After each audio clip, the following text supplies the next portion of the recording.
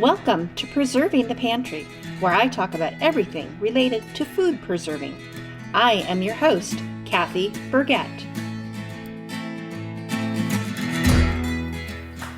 Hi everyone, and welcome back to the pantry. Today I am going to share a recipe with you for venison jerky. Now, this recipe is pretty versatile, and you can use almost any type of meat that you prefer. I live in a household full of hunters, which means our freezers are full of game meat. You can use venison or elk or other wild game meat. You can also use beef in this recipe if that's what you'd prefer. Several years ago, we came across a tool that really changed up our jerky game. We were used to making jerky by slicing thin strips of meat, marinating it, and drying it. Now, we still do that process as well, but the tool that we came across is called a jerky gun. And a jerky gun allowed us to use our ground meat, our burger, and turn it into jerky. Now, the jerky gun looks like, So if you were redoing your house and you needed to fill in cracks with silicone along like your shower stall and to stop the water from leaking out, you would use a caulk gun. Put that caulk in and then to squeeze that silicone out. The jerky gun looks very similar to that, except in where you put the caulk, instead of putting the caulk tube in there, you put the burger in there. And then you literally squeeze that trigger just like you'd find on that caulk gun, and out the other end of a tube comes the burger in nice, even, thin strips. Game changer, let me tell you. We make a lot of jerky this way. It's easy. We use up so much burger that we always have in excess. And one thing that we like about this too is sometimes jerky can be tough just from the sinew in the meat. And this, because it's made of burger, is really easy to bite and chew. If you've never seen a jerky gun before, I have pictures and a full description on my website with the recipe for venison jerky. You'll want to check it out and really see, is this something you might want to use too? Trust me, it's a game changer. All right, to make the jerky, first of all, you're going to use your burger. So use any type of burger that you have. You're going to need about 5 pounds of ground burger. We use venison or elk. You'll also make a marinade. You'll have half a cup of red wine, a quarter cup of teriyaki sauce, a quarter cup of brown sugar, a tablespoon of whiskey, a tablespoon of salt, a half teaspoon of onion powder, a half teaspoon of garlic powder, and a half teaspoon of black pepper. Now, play around with this recipe a bit if you need to. If you want to leave the whiskey out, that's okay. If you want to double the whiskey, that's okay too.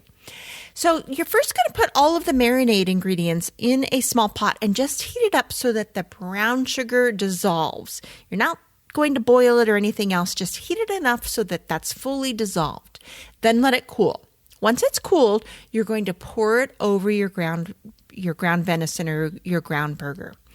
Then you need to use your hands. No other tool is really going to do the job. So get both hands clean and just dive them right into that burger and start mixing that marinade completely and totally into the burger. After it's mixed in, you're going to refrigerate it for anywhere from 4 to 24 hours. You want that marinade to really flavor that meat. Then you're going to get your jerky gun out, and you're going to be piping that ground beef onto your dehydrator trays. So you're going to fill your jerky gun and then just start to pipe it just in strips directly right onto the dehydrator trays. And you're just going to fill up as many trays as it takes. Once you have used up all of your burger, then you're going to set your dehydrator on between 145 to 165 degrees, and it's going to take anywhere from 6 to 8 hours.